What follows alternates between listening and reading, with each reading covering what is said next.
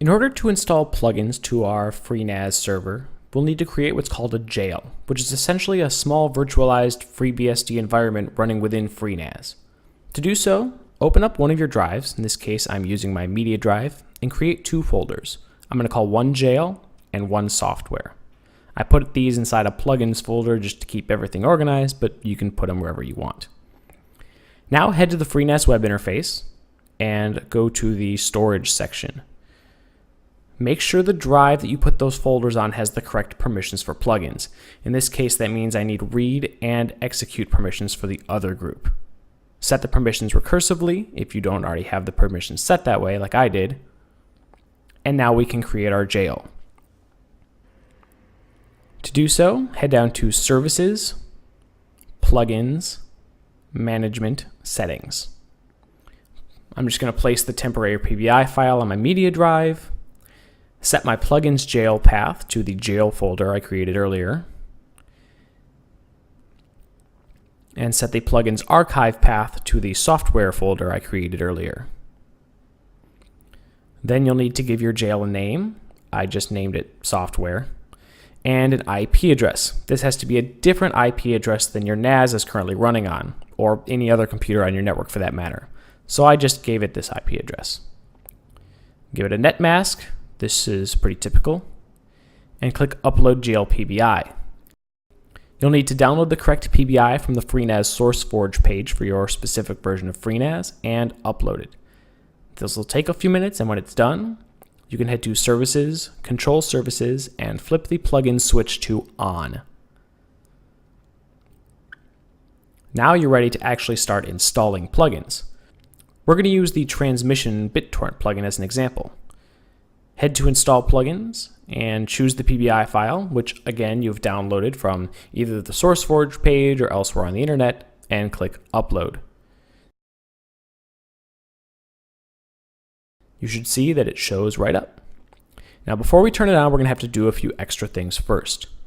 Open up a shell using the option in the FreeNAS sidebar and type JLS. This will give you the JID of your currently running jail. Then run this command, replacing the number with the JID of your jail. We're going to make a directory called BT Downloads in the jail's user folder.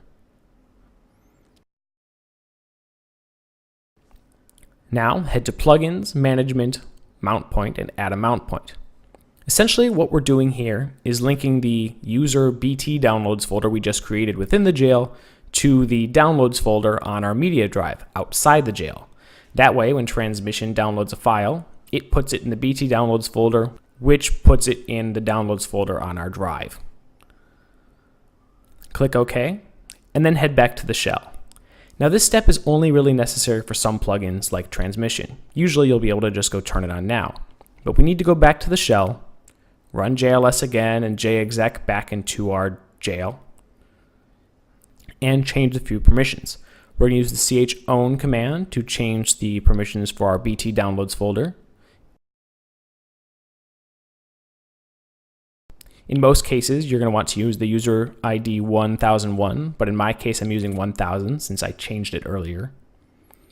And we're going to chmod that folder as well.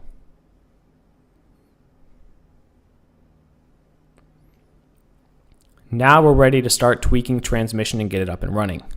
Head to the sidebar, click the Transmission option, and change your download directory to the user BT Downloads folder we created earlier.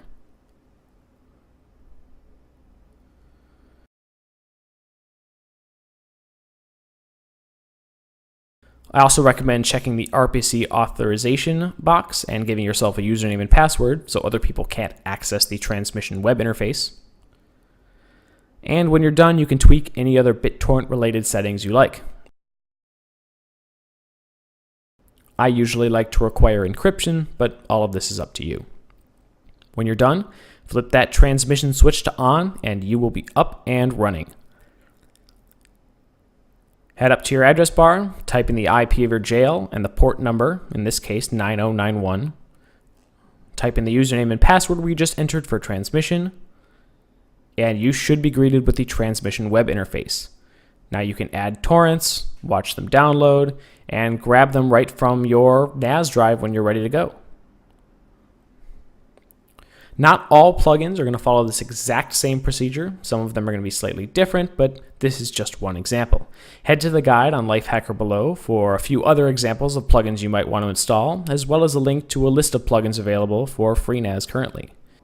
Now the world is pretty much your oyster. You can download any plugin, install it to FreeNAS, and basically turn that home server into whatever you want it to be.